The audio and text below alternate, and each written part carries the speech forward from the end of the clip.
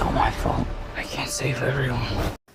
No Way Home ने अपने सारे प्रोमिसेस को पूरा करते हुए हमें वो स्पाइडरमैन दिया जो हमेशा से हम एमसीयू में देखना चाहते थे। उसने टॉम हॉलैंड को एक ऐसा स्पाइडरमैन बनाया जो कि किसी पे डिपेंड नहीं है, या फिर कह लो उसे उसकी रिस्पॉन्सिबिलिटी समझा दी इस मूवी ने। स्पाइडरमैन नो वे होम अब तक के एमसीयू का one of the biggest movie में से एक रहा है। ये एक टाइप से तुम कंपेयर कर सकते हो सिविल वॉर जैसी या फिर एंड गेम जैसी मूवी से, क्योंकि एंड गेम ने एक ऐसा चेंज लाया था पूरे एवेंजर्स के लाइफ में जो कि सबसे बड़ा था। इसने हमारे नए फेज की स्टार्टिंग की। उसी तरह यहाँ पे नो वे होम इसने पूरी तरह से स्पाइडरमैन की लाइफ बदल दी है, one of the biggest character की लाइफ बदल दी है, और लाइक एक टाइप से कह लो तो पूरा चेंज ला दिया है स्पाइडरमैन की लाइफ में, एक नया फेस ला दिया है। और यही जो चीज़ है नो वे होम को एक स्पेशल मूवी बनाती है। लेकिन खैर टॉम हॉलैंड के अगर स्पाइडरमैन के बारे में बात करें तो यहाँ पे वो हमें फाइनली एक मैच्योर स्पाइडरमैन की तरफ दिखने को मिला है, जहाँ पे वो अपनी रिस्पॉन्सिबिलिटी समझता है, वो किसी पे भी डिपेंडेंट नहीं है, और वो अब एक रियल स्पाइडरमैन है। अगर हमने जहाँ तक नो वे होम का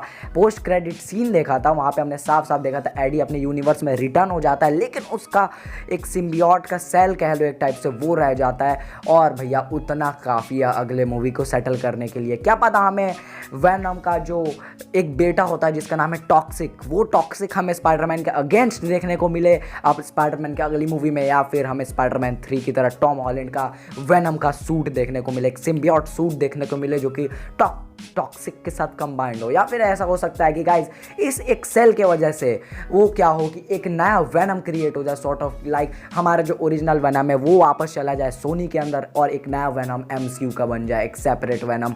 और क्या पता फ्यूचर में हमें वो दोनों वेनम्स एक दूसरे से लड़ते हुए देखें, और वो चीज़ एक बहुत ही बड़ी लाइक ग्रैंड चीज़ होगी। और वहीं अगर हम बात करें एंड्रू गारफील्ड के स्पाइडरमैन के बारे में, तो एंड्रू गारफील्ड का स्पाइडरमैन बहुत ही ज़्यादा अमेजिंग है। लाइक वो एक क्लासिक चीज़ को फॉलो करता है, वो हमें एक फ़नी, एक बहुत ही ज़्यादा रेलिवेंट, एक टाइम से कह लो एक बहुत ही ज़्यादा क्रिस्पी स्पाइडरमैन है जो कि लिटरली कूल भी है। और भाई अगर हम लोग वही बात करें उसके फ्यूचर के बारे में, तो भैया फ्यूचर में हमने जैसे अमेजिंग स्पाइडरमैन 2 में देखा था पास्ट में, एक्चुअली वहाँ पे हमें लास्ट में सिनिस्टर 6 के आउटफिट्स देखने को मिले थे, और हमने राइनो के साथ एक बैटल भी छोटी सी देखी थी जिसके आगे हमें नहीं पता क्या हुआ। सो लाइक गाइस पब्लिक की डिमांड बहुत है आफ्टर जब नो वे होम में एंड्रू गारफील्ड ने खुद को रिडीम किया ग्वेन को बचाकर, या फिर कह लो एमजे को बचाकर। उसने फाइनली ग्वेन के डेथ का जो दर्द था उससे लाइक खुद को दूर किया है, और उसने अपनी पावर्स को या फिर कह लो अपने अंदर के स्पाइडरमैन को दोबारा से रिडीम किया है,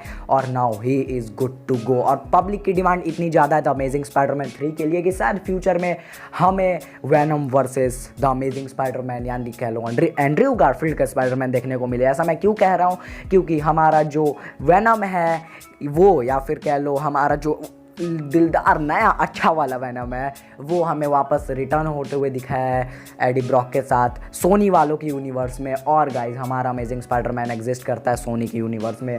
सो अगर हम ऐसा कहें कि लाइक हाँ हमें फ्यूचर में देखने को मिल सकता है venom versus the amazing Spiderman या फिर एंड्रू गारफील्ड का स्पाइडरमैन, तो ये कहीं से भी गलत नहीं होगा। हाँ ऐसा भी हो सकता है वेनम को हम लोग देखें सिनिस्टर 6 के साथ, जो कि सेपरेट सिनिस्टर 6 होगा सोनी वालों का, क्योंकि गाइस अलग अलग सिनिस्टर 6 हैं। किसी के पास मिस्टीरियो है, किसी पे राइनो है, किसी पे वेनम है।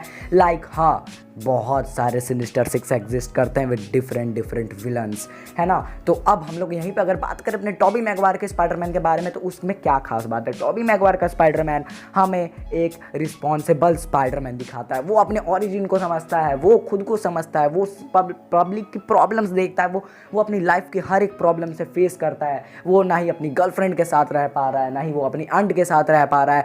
ये इनफैक्ट वो एक टाइप को तो हार मान के अपनी पावर तक लूज़ कर चुका था, लेकिन हमें स्पाइडरमैन 3 के बहुत ही बड़े फेलियर के बाद उसे मजबूरी में हटाना पड़ा। लेकिन गाइस देखा जाए तो अभी हम लोग ने नो वे होम में जो देखा उसके बाद पब्लिक डिमांड के अकॉर्डिंग आगे जाके शायद से मूवी आ सकती है स्पाइडरमैन 4। अब मैं ऐसा क्यों कह रहा हूँ, क्योंकि पब्लिक डिमांड बहुत ऊपर है। और अगर हम लोग यहाँ पे देखें तो नो वे होम में बहुत ही ज़्यादा एज दिखे थे हमें टॉबी मैगवायर, लाइक उनकी एज बहुत ज़्यादा देखने को मिल रही थी। बट हाँ ज़रूरी नहीं है कि भाई आप स्पाइडरमैन को लेके ही कैरी करें, क्योंकि स्पाइडरमैन जैसा फॉर एग्जांपल आयरन हार्ट यानी आयरन मैन की बेटी के ऊपर जो अगली मूवी आ रही है, सेम उसी तरह स्पाइडरमैन की बेटी के ऊपर भी अपना स्पाइडर गर्ल वाला देख सकते हैं अगला मूवी टॉबी मैगवायर के थ्रू, क्योंकि एक ऐसा यूनिवर्स एग्जिस्ट करता है कॉमिक्स में जहाँ पर स्पाइडरमैन और एमजे के एक साथ शादी हो जाती है और साथ में शादी होने के बाद उनकी एक बेटी होती है जिनमें उनके पावर्स होते हैं, बेसिकली स्पाइडरमैन के पावर्स होते हैं जिससे वो स्पाइडर गर्ल बनती है, जहाँ से स्पाइडर गर्ल की ओरिजिन आगे बढ़ेगी।